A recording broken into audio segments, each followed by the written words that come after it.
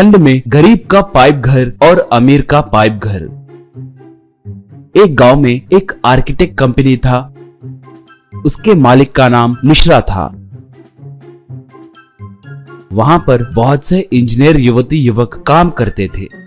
वो लोग तरह तरह के घरों के डिजाइन बनाते थे। उनमें बाबा नाम का एक युवक भी था। वो बहुत होशियार था। वो भी नए नए आइडियाज के साथ घरों के डिजाइन बनाता था।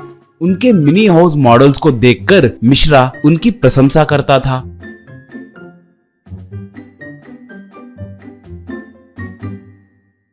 बाबा ईंटों से, बांस से, मिट्टी से और ताश के पत्तों से भी घर बनाकर दिखाता था। वो देखकर मिश्रा सबसे ज्यादा बाबा की तारीफ करता था। शाबाश बाबा, शाबाश। इस कंपनी में सिर्फ तुम ही बढ़िया डिजाइन बनाते हो। मैं रिटायर होने के बाद मेरा एमडी का पोस्ट तुम्हें दूंगा। कहकर उसकी तारीफ करता तो बाकी के लोग बहुत जलते थे। उनमें से जगन नाम का व्यक्ति बाबा से बहुत ज्यादा नफरत करता और बहुत जलता भी था। वहाँ पर आए धनवान लोग बाबा के बनाए घर के डिजाइन को ही चुनते थे। एक आदमी, मुझे ये ईंटों से बनाया घर और उसके सामने बनाया स्विमिंग पूल बहुत अच्छा लगा, मुझे यही चाहिए, कहा। तो एक महिला जगन का बनाया डिजाइन देखकर, ये घर बहुत घटिया है, मगर वो डॉग हाउस का कॉन्सेप्ट मुझे बहुत अच्छा लगा। हमारे टॉमी की याद में मैं ऐसा एक घर बनाऊंगी। मुझे ये मॉडल चाहिए, कहकर बाबा का बनाया घर दिखाई। ये देखकर जगन को और गुस्सा आया। एक बार मिश्रा सबको बुलाकर, माय डियर बॉयज, मैं अगले महीने रिटायर होने वाला हूँ। मेरे बाद बाबा को एमडी बनाने की सोच रहा हूँ, मगर मुझे आपको भी एक आखिरी मौका देने का मन किया। आप में से जो भी एक नया और बढ़िया घर का डिजाइन बनाएगा वो ही हमारे कंपनी का एमडी बनेगा। आने वाले रविवार के अंदर आपके डिजाइन मुझे देना होगा, कहा। इससे सब सोच में पड़ गए। बाबा कार चलाते हुए जाने लगा। सिग्नल के पास कार को रोककर यहाँ वहाँ देखने लगा तो उसे प्लेटफॉर्म पे थोड़े लोग पाइप में जीते हुए दिखे। गरीब लोग वहीं खाना बनाते हुए, कपड़े धोते हुए और बच्चे खेलते हुए दिखे। ये देखकर बाबा को एक उपाय सूझा।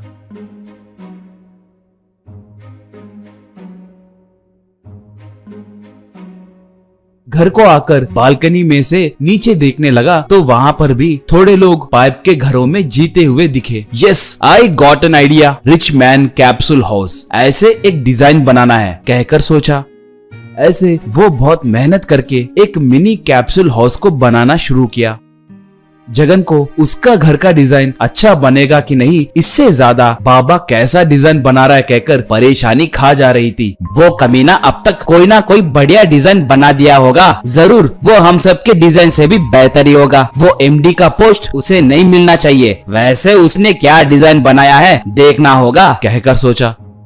ऐसे वो बाबा के घर के खिड़की में से झांक कर देखने लगा। अंदर बाबा उसके बनाए घर को रंग डालने लगा। उस घर को देखकर जगन के होश उड़ गए। वाह, क्या आइडिया बनाया है भाई। हम में से किसी को भी ऐसा आइडिया नहीं आया। कल ही प्रेजेंटेशन डे है ना, मैं इसे चुराकर मैं ही एमडी बन जाऊंगा कहकर सोचा। बाबा थककर सो गया। जगन चोरी छुपे बाबा के घर में घुसकर उस मिनी हाउस मॉडल को चुराकर चला गया।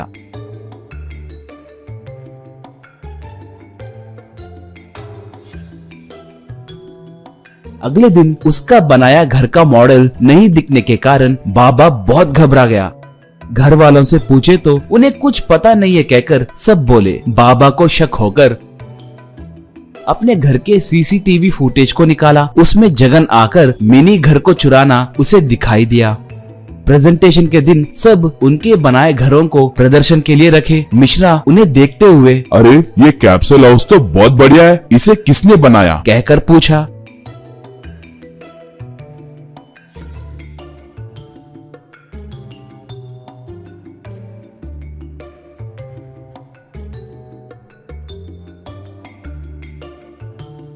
जगन तब, सर मैंने ही बनाया, इसके लिए मैंने कितनी मेहनत की है आप नहीं जानते, कहा। बाबा, घर बहुत बढ़िया बनाए, मगर इसे कैसे बनाए जरा समझाओ तो, यानी इसके डायमेंशन क्या है, कैसे मटेरियल का इस्तेमाल किए, सब बताओ, कहा। जगन घबराते हुए अब वो कहकर बकवास करने लगा कि तभी बाबा आकर, सर ये झूठ बोल रहा है, इसे मैंने बनाया, चाहे तो मैंने इसे कैसे बनाया अच्छे से बताऊंगा, कहकर सबको उसके बारे में समझाया। उतना ही नहीं सर, ये जगन एक चोर है, हमारे घर में घुसकर इस मॉडल को चुराया, ये देखिए सबूत, कहकर अपना मोबाइल फोन मिश्रा को दिया।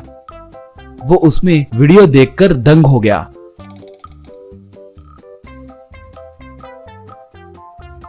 चीची, तुम जैसे लोग इस कंपनी में नहीं रह सकते, गेट आउट फ्रॉम हियर, कहा। जगन ऑफिस छोड़कर चला गया। अब बाबा एमडी बना। उसके बनाए कैप्सूल घरों में अमीर लोग रहने लगे।